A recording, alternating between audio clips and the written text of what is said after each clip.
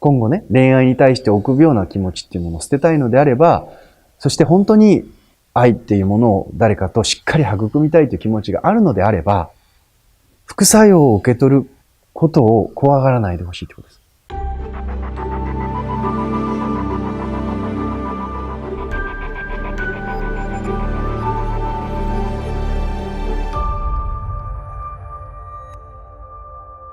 恋愛に対してちょっと怖さがある。なかなか積極的に相手と関係を作っていけないっていうぐらい、怖さがある。だからよっぽど過去に傷ついた、自分が傷ついたという過去があるんだろうなと思います。いろいろとこの方、恋愛に限らず、いろんなところに現れてくるだろう、もっと深い根本的な問題を抱えていらっしゃるなというふうにして、この質問を見てて感じます。で、一つはこの人、ある程度モテる人だろうなと思うんですね。全く彼氏ができないっていうことではなくて、積極的に彼氏を作りに行こうとしなくても、何らかの形で日常生活の中で、誰かと惹かれ合って付き合うっていうことが、結構、本人はね、そう思ってないかもしれませんけれども、全く彼氏ができないっていう人からしてみると、結構モテる方じゃないかなと思います。で、ある一定期間恋人がいなくても、気がついたらまた恋人ができて、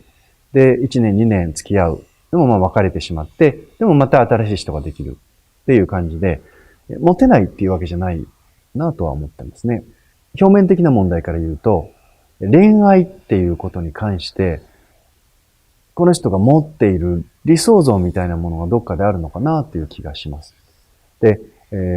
どうしてもね、恋愛の美しいところ、綺麗なところっていうところを、当然やっぱり女の子は、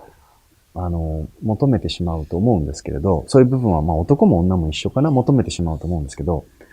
恋愛っていうのは、自分が大好きな歌手のアルバムを買うのとセットなんですよ。例えば、僕はあまり好きっていうことはないですけど、例えばエグザイルとかいうグループがありますよね。ダンスをして、何ですか、ヒロさんがリーダーでしたっけ？ヒロさんとかリーダー。で、エグザイルっていうね、グループの中で、ライジングサンっていう曲があるじゃないですか。有名な曲ですよね。誰も、僕もあんまり知らなかったんですけど、みんながカラオケとかでライジングサンって歌ってるのを聞いて、ライジングサンって、なんだこんな曲いいんだかよくわかんないなと思ってたら、みんなが歌ってみんなが聴いてるので、だんだん、なんかそのライジングサンのノリになって、で、あれ、ちょっとね、間違って買ってしまおうと思った時があったんです。で、今は、ライジングサンだけ買えますけど、昔はアルバムで、やっぱりね、買っていく。で、今もアルバムあると思うんですよ。で、僕も一回ライジングサンアルバム探したことあるんですね。そしたら、エグザイルジャパンでしたかねっていうアルバムがあって、その14曲目にライジングサンがあるんです。で、そのアルバムを、不覚にも買ってしまって、で、聞いたら、ライジングサン以外は全然好きでもないし、もともとそう趣味じゃないので。だけど、そういうことってあるじゃないですか。自分が大好きな歌手のアルバムを買っても、ね、大好きな歌手のアルバムを買っても、そのアルバムの中で自分が欲しい曲もあるし、いらない曲もついてくるんですよ。でもそれを含めて、その人のアルバムなんですよ。ね、いっぱい自分の大好きな歌手がいろんな歌をリリースしてて、いい歌いっぱいあるけど、全部は好きじゃないと思います。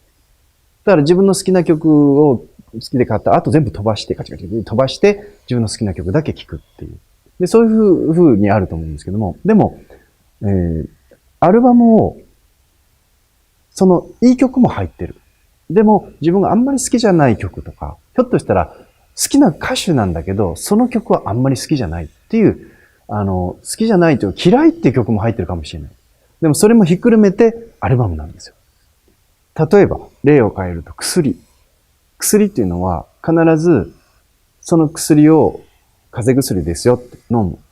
そうすると、その症状に対して効く成分も入ってますけど、副作用もあるんです。何が言いたいかと言ったら、必ず自分が欲しいなって思うものは、その欲しいものと欲しくない。きなものは好きなものと嫌いなものがいつもセットになって世の中に存在してるってことなんです。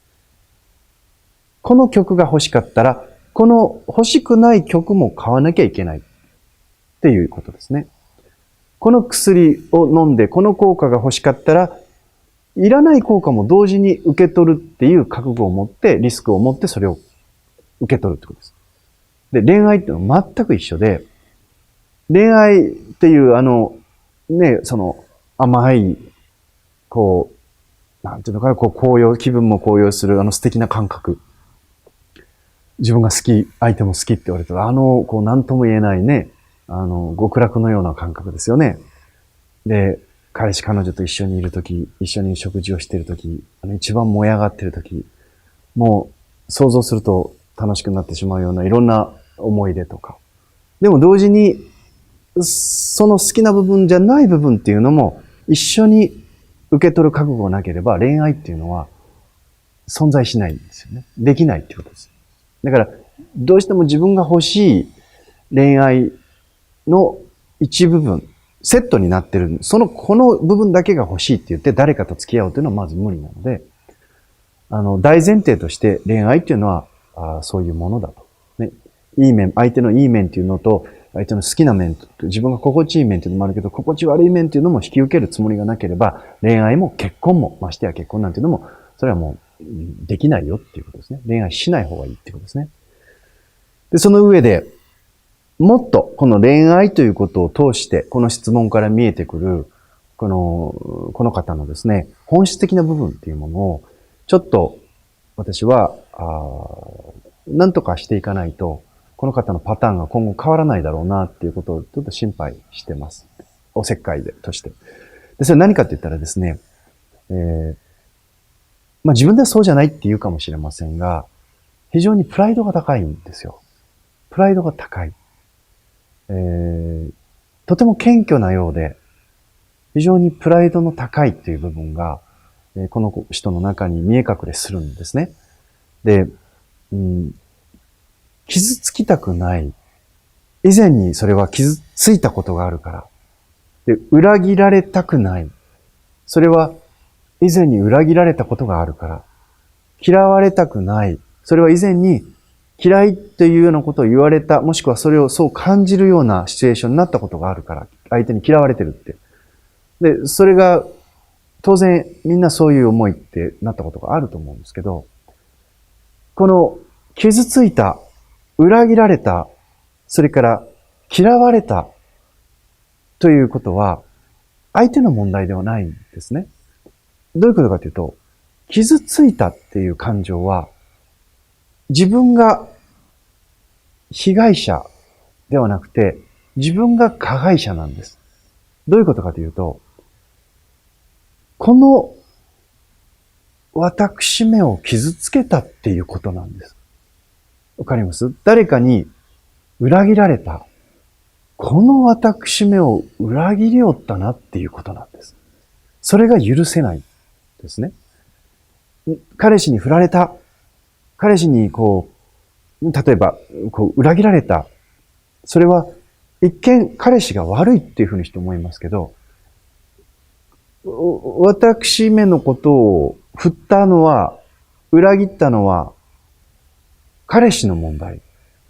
でもそれによって傷ついたのは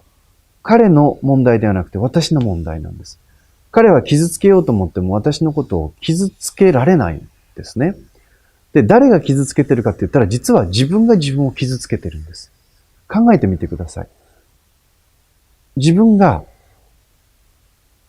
大事にしてほしいと思ってない人って世の中にいますよね。自分がこの人には自分のことを大切にしてほしいと思ってる人もいますけど、この人には別に大切にしてもらわなくてもいい、そこら辺のおじさんです。道歩いててちっちゃなおじさんがすれ違って、